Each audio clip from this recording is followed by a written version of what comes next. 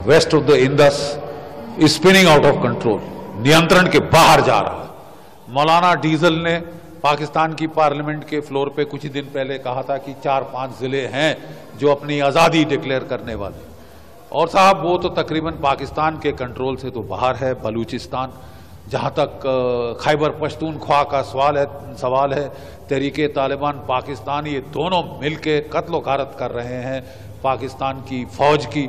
कोई 750 के ऊपर तो मारे गए हैं पिछले साल में ही। और एक हम डिमोरलाइजेशन सी जो देख रहे हैं वहां पे पाकिस्तान की फौज में, जितनी कैजुअल्टीज हो रही हैं, धड़ाधड़ मारे जा रहे हैं बेचारे। तो देखना यह है कि ये बलूचिस्तान में ये जो ट्रेन का उन्होंने हाईजैक किया है, ये बड़ा सिग्निफिकेंट है, क्योंकि एक ट्रेन में कोई 450-500 लोग होते हैं, तो वो पूरे के पूरे इन्होंने हॉस्टेज बना लिए हैं। कह रहे हैं कि औरतें बच्चों को छोड़ दिया है। पहली खबर आई थी कि 100 के करीब इन्होंने हॉस्टेज बनाए हैं। अब खबर आ रही कि नहीं, पूरी ट्रेन तकरीबन अभी तक इनकी हॉस्टेज है।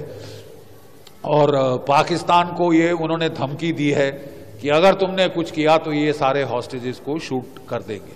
ये बड़ा डेलिकेट ऑपरेशन होता है हॉस्टेज रेस्क्यू, और मुझे नहीं विश्वास कि पाकिस्तान की आर्मी इतने डेलिकेट ऑपरेशन इतने नाजुकी से कर लेगी कि बगैर आम जनता को मारे वो टेररिस्टों को खत्म करें। बड़ा प्रिसीजन ऑपरेशन होते हैं, हमारी एनएसजी कर लेती है, लेकिन पाकिस्तान की फौज का स्टाइल है कि वो रंगत दिखाते हैं। वो अपने F-16 ले आएंगे, तोपे ले आएंगे, टैंक ले आएंगे, और जनता को, जनार्दन को उसमें कुचल देंगे बीच के अंदर।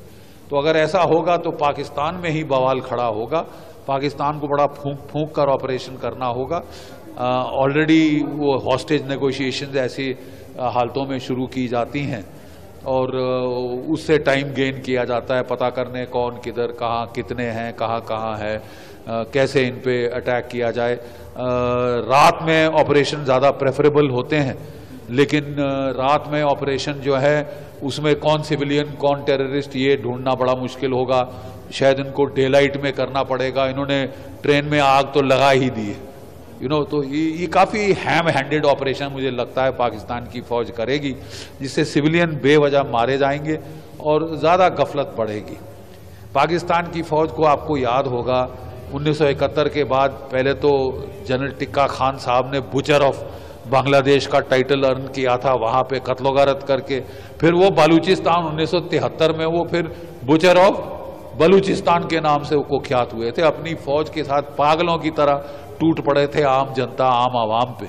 अब ये नहीं चलेगा साहब, क्योंकि अब पाकिस्तान को अगर वो ऐसी हरकतों से बाज नहीं आए, जेनोसाइडल मारकाट, औरतें बच्चे मारने, सिविलियंस मारने, जब तक वो बंद नहीं करेंगे, प्रॉपर काउंटर इंसर्जेंट ऑपरेशन नहीं करेंगे पिन पॉइंटेड, उसमें साहब आपको सर्जन नाइफ लगाना पड़ता है। वो क्या कहते हैं, कसाई का झटका नहीं आप मार सकते। बट पाकिस्तान की फितरत रही है कि जब भी वो काउंटर इंसर्जेंट ऑपरेशंस करते हैं तो पहले तोपें चलाते हैं, F-16 चलाते हैं, सब कुछ चलाते हैं। अब भारत की फौज ही है जो केवल राइफलों से कंट्रोल करती है, उसमें बेवजह नुकसान नहीं होता। क्या पाकिस्तान की फौज ऐसा कर पाएगी? ये बड़े टेस्ट पे है। पूरी दुनिया की आंखें अब बलूचिस्तान की ओर है, और बलूचिस्तान, मुझे तो लगता है अब समय की बात है, no army can withstand the strength of an idea whose time has come, ये विक्टर ह्यूगो ने कहा था, और 1971 के पहले ये बहुत लागू था। आज फिर हमें लग रहा है, हम जो लड़े हुए हैं 1971 का युद्ध, हमें फिर लग रहा है कि साहब the time for the birth of Balochistan has come. Sir, क्या इंडिया पर कोई इम्पैक्ट या किसी तरीके से अलर्ट अलर्ट हमको तो केयरफुली वॉच तो करना ही पड़ेगा, अलर्ट भी हमको रहना पड़ेगा, क्योंकि बात ऐसी है कि पाकिस्तान की फौज ध्यान बटाने के लिए कुछ भी कर सकती है। देखिए, ये बोलते हैं रस्सी जल गई ऐंठ नहीं गई। ये फटीचर मुल्क है, इकोनॉमिक तबाही की कगार पे है, 2 रोज की रोटी नहीं खिला पा रहा अपने लोगों को, लेकिन साहब पंगे लेंगे जम्मू कश्मीर में, पंगे लेंगे पंजाब में, जाके तख्ता पलट करेंगे बांग्लादेश में, ठीक है। तो ये अगर अपने गरमान के अंदर झांकें, अपने घर में झांकें, तो ज़्यादा इनके लिए बेहतर होगा।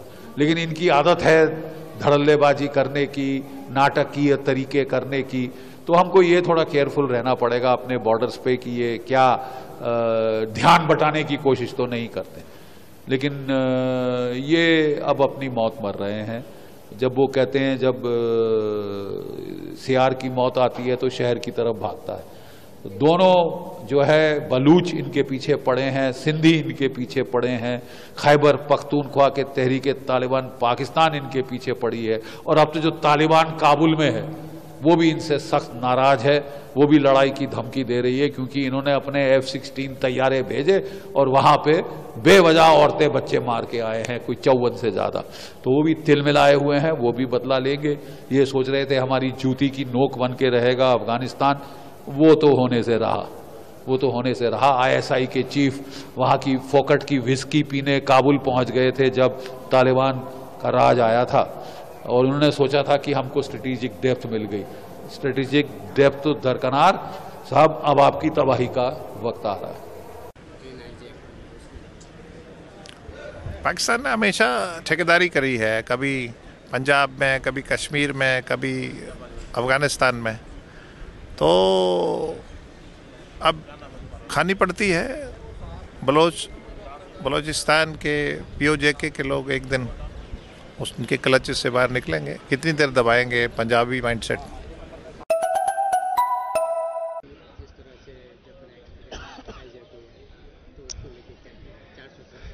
मैं ईश्वर से प्रार्थना करता हूं कि वो 470 जो यात्री हैं वो छूट जाएं, उनको कोई नुकसान ना हो, उनके परिवार के साथ हमारी सद्भावना है।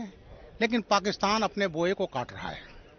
हमारा प्लेन इन्होंने एयर इंडिया का हाईजैक किया था, काठमांडू से कंधार ले गए थे, और उसका प्रयोग किया उन्होंने जो बड़े बड़े टेररिस्ट थे उसको छुड़वाने में, जिसमें मसूद भी था, जिसने सामने पार्लियामेंट के सामने खड़े हैं, जहां यहां पर अटैक किया था।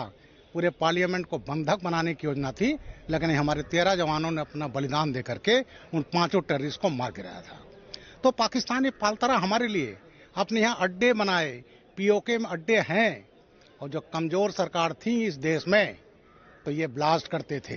दिल्ली ब्लास्ट हुआ, अहमदाबाद ब्लास्ट हुआ, माननीय मोदी जी को मारने की योजना बनाई गई थी, अमित शाह जी को मारने की योजना बनाई गई थी। जयपुर ब्लास्ट हुआ, बॉम्बे 10 ब्लास्ट हुआ, Zaveri market, India Gate, German bakery, Bodh Gaya, UP के कचहरी ब्लास्ट, ये तमाम घटनाएं होती थी। लेकिन जब मोदी गवर्नमेंट आई तो हमारी 0 टॉलरेंस है, और आपने किया तो मैंने आपको घुस करके मारा। अब भी पाकिस्तान को सबक सीख लेना चाहिए कि ये प्रॉक्सी वार जो आपने नीति अपनाई भारत को 1000 कट देने की, वो तुम्हारे ऊपर भारी पड़ रही है। अब भी सुधर जाओ, और सुधर करके इन टेररिस्ट को पालना बंद करो, दुनिया से अच्छे संबंध बनाओ, क्योंकि दुनिया टेररिज्म से पीड़ित है। और अगर ये करोगे तो इसका परिणाम यही होगा, और उसका परिणाम होगा आप रोक नहीं पाओगे पाकिस्तान को टुकड़ों में बंटने के लिए। सर, इतनी बड़ी घटना हुई है, वहाँ की हुकूमत मतलब क्या हो जाए कि कंट्रोल नहीं करता। बताए ना, टेररिस्ट इनके यहाँ 2 टाइप के टेररिस्ट होते हैं, गुड टेररिस्ट, बैड टेररिस्ट। तो गुड और बैड टेररिस्ट पालोगे टेररिस्ट, तो टेररिस्ट उसमें गुड बैड नहीं होता। तो इसलिए अब कम से कम ये सबक सीख लें, और ये बहुत बड़ी घटना है, इससे सबक सीख लें। हिंदुस्तान के खिलाफ 1000 कट देने की ये भूल जाएं, सबसे रिश्ते बना कर रहें। नहीं, ये टेररिस्ट पहले से इनके लिए गले में मुसीबत है, और अभी तो उनके तहत वो है तहरीक तालिबान पाकिस्तान, ऐसे टेररिस्ट हैं जो तुम्हारे आर्मी पर अटैक कर रहे हैं। तो इसलिए ये बंद करो अपनी नीति, सौहार्द का वातावरण पैदा करो, और बलूचियों के साथ भी अच्छा करो तो अच्छा रहेगा।